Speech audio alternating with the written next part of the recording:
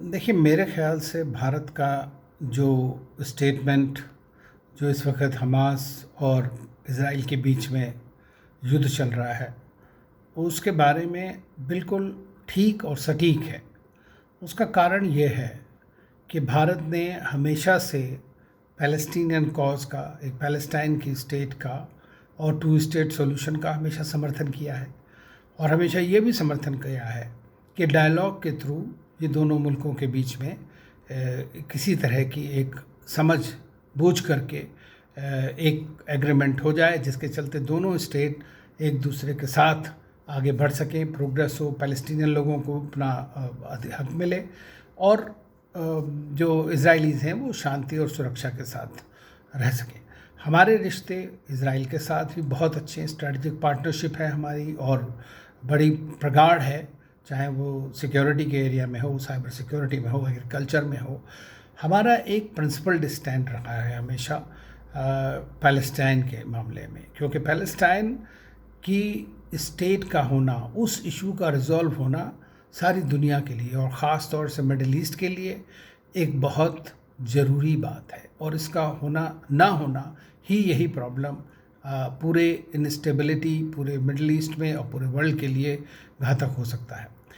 इस बार का जो स्टेटमेंट आपने बात की वो ये है कि चूँकि हमास ने पहल की वो 200 रॉकेट दागने की, चाहे भले ही उससे पहले इज़राइल के कारणों से शेख जार्रा में एविक्शन की वजह से या अलग सा मॉस्क में जो पुलिस की जो हाथापाई की वजह से ये सिचुएशन इस तक आई कि हमास ने उसका एक पॉलिटिकल फ़ायदा उठाया और उन्होंने थ्रेट किया इज़राइल को और 200 जो रिपोर्ट के मुताबिक रॉकेट्स हैं वो दाग दिए। उससे लोगों की हत्याएं भी हुई इज़राइल साइड में। और उसके चलते चूँकि इज़राइल पूरे मिडिल ईस्ट में मेरा ख़्याल से सबसे स्ट्रॉन्ग पावरफुल नेशन है जहाँ तक मिलिट्री टेक्नोलॉजी की बात है, और उसका उन्होंने एकदम उचित जवाब दिया। और चूँकि वो ये अपना प्राइम मिनिस्टर नेतन्याहू को भी इस वक्त एक पॉलिटिकल प्रॉप की ज़रूरत थी, तो उन्होंने उसका पूरा फ़ायदा उठाया और पूरी तरह से ये कोशिश की है कि किस तरह हमास के जो सारे अड्डे हैं, सारी जगह हैं, उन सबको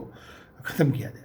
अब भारत के स्टेटमेंट में अगर आप देखें तो सबसे पहली चीज़ तो कि वायलेंस को भारत ने कहा इनडिस्क्रिमिनेट वायलेंस है, कोई कारण नहीं है उसका दोनों तरफ से, उसको कंडेम किया है भारत ने गाज़ा की तरफ से। अब देखिए, गाज़ा के बारे में पहली चीज़ ये कि शुरुआत उन्होंने की। दूसरी चीज़ ये है कि हमारा भारत की एक लेडी जो केयर गिवर थी वहाँ पर एश्केलॉन में, उनकी हत्या हो गई इससे, ऐसा पहली बार हुआ। तो मैं ये समझता हूँ कि भारत के लिए उचित है कि हम उस बात को नकारें कि गलत चीज़ है तो उसको गलत ही कहा जाएगा। इसी तरह जिस तरह इजराइल ने रिटेलिएटरी स्ट्राइक जो एक्सेसिव की हैं उसके बारे में भी भारत ने यही कहा है। तीसरी चीज़ भारत ने कहा है कि भाई टू स्टेट सोल्यूशन होना चाहिए, रिजम्पशन ऑफ डायलॉग होना चाहिए दोनों जगह से, और जो क्वार्टेट या दूसरे जो मुल्क हैं अगर वो मिलें यूएस या अदर जो यूएनएससी हो, जितने रेजोल्यूशंस हैं उस सब के सामने मिल करके एक डायलॉग रिजम्पशन होना चाहिए पैलेस्टाइन और इज़राइल के बीच में। और उसके लिए भारत जो भी इस तरह की वो स्टेप्स लिए जाएंगे उसमें भारत पूरा अपना समर्थन देगा। तो और जहाँ तक रही बात जेरूसलम, उसके बारे में भी उन्होंने कहा है तो कि ये भारत का बहुत पुराना रिश्ता है उसके साथ। हमारे मुस्लिम पिलग्रिम्स वहाँ जाते हैं, क्रिश्चियन पिलग्रिम्स वहाँ जाते हैं रेगुलर बेसिस पे। और अगर आपको पता हो तो सेकेंड वर्ल्ड वॉर में जो भारतीय सैनिक थे, ब्रिटिश थे भले ही, लेकिन भारतीय सैनिकों की जो ब्रेवरी की वजह से वहाँ पर आज भी ये बातें मानी जाती हैं कि भारत ने जेरूसलम की रक्षा की थी उस वक्त। तो हमारा उनके साथ एक बड़ा रिश्ता है उस सिटी के साथ, और इन दोनों मुल्कों के साथ हमारा बड़ा गहरा रिश्ता है।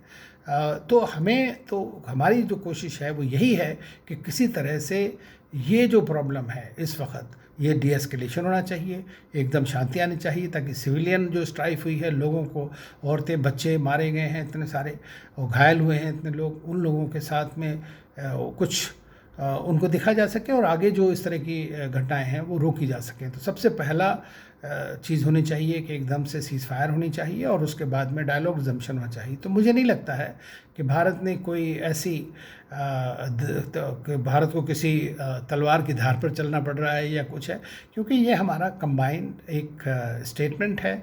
और हम चाहते हैं कि इज़राइल जो हमारा बड़ा अच्छा दोस्त है और पैलेस्टीनियन जिनके साथ में हमारा हार्दिक रिश्ता है, उन दोनों का भी आपस में एक ऐसा साथ साथ डेवलप करने वाले मुल्क बने।